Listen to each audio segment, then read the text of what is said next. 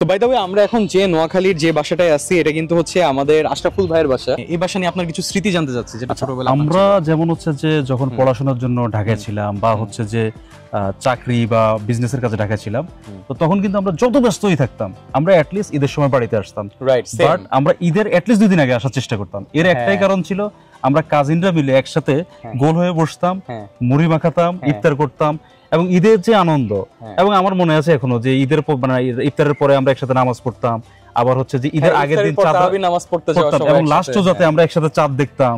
তারপরে আমরা বাজারে ঘুরতে যেতাম, ঈদের সবাই একসাথে নামাজ পড়তাম, কাজিনরা ওই বাড়ি থেকে আসতো, এখান থেকে আসতো, আমরা সবাই চমৎকার ভাবে এনজয় করতাম। আমার আরেক মামাতো বোন আছে যাকে হচ্ছে যে আমি মানে অনেক বছর হয়ে গেছে চলে গেছে, উনি ফ্যামিলি সহ এখানে সেটেল। বাট উনি যখন থাকতো উনি আমাদের একটু সিনিয়র ছিল, তো আমাদেরকে একেবারে খুব জমায় রাখতো। এই রুমটাতে এখন আমরা যেহেতু মানে ঢাকায় আলটিমেটলি সেটেল, এখানে শুধুমাত্র ঈদ করার জন্যই আসা 1-2 দিনের জন্য।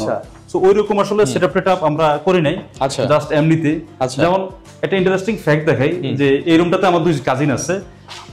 ওর হচ্ছে যে চাচাতো ভাই হচ্ছে যে ইতালিতে, আবার ওর হচ্ছে বোন হচ্ছে ইতালিতে, ফুল ফ্যামিলি সহ 3 মেয়ে সহ সেটেল, 3 মেয়ে আবার ইতালির সিটিজেন। আপুদের কাছে আমি জানতে চাই, আপু ঈদের সময় তো বোনকে নিশ্চয়ই মিস করে? ঈদটা সবচেয়ে বেশি মিস করি হচ্ছে মেহেদি পরা, তারপর হচ্ছে শপিং করা, ঈদের দিন যে সবাই মিলে একসাথে ঈদের ড্রেস পরে সবাই মিলে একসাথে ঘুরতে যাওয়া, এইসব জিনিস মিস করি। এবং ইন্টারেস্টিং বিষয় হচ্ছে গত ঈদেও আমার এক কাজিন যার কথা বললাম, যেমন ওর চাচাতো ভাই, ও ছিল আমাদের সাথেই ছিল। আমরা এই বাড়িটাতেই আমরা বাইরে হচ্ছে যে ব্যাপক আয়োজন করছি, 70-80 জনের জন্য রান্না করছি, অনেক মজা করছি এবং আমরা নিজেরা খাসি নিয়ে আসছি। মানে সবকিছু মিলে খুব চমৎকার একটা পরিবেশ। মানে এখানে যদি আপনি 70-80 জনের ক্রাউড চিন্তা করেন এবং সবাই হচ্ছে যে মামা, চাচা, খালা, ফুফু, চমৎকার একটা আয়োজন ছিল। পরিবারের সবাই যদি একসাথে ঈদ না করে তাহলে ঈদকে ঈদ মনে হয়। আসলে বিকাশের পক্ষ থেকে এই ছোট্ট একটা প্রচেষ্টা, আপনাদের সাথে একটা দিন কাটাবো, আপনারা আপনাদের পরিবারের সদস্যদের যে মিস করেন এটা একটু হলেও ফুলফিল করা। রমজানের আনন্দ কিন্তু ভাগাভাগি করে নেওয়াটাই আসল।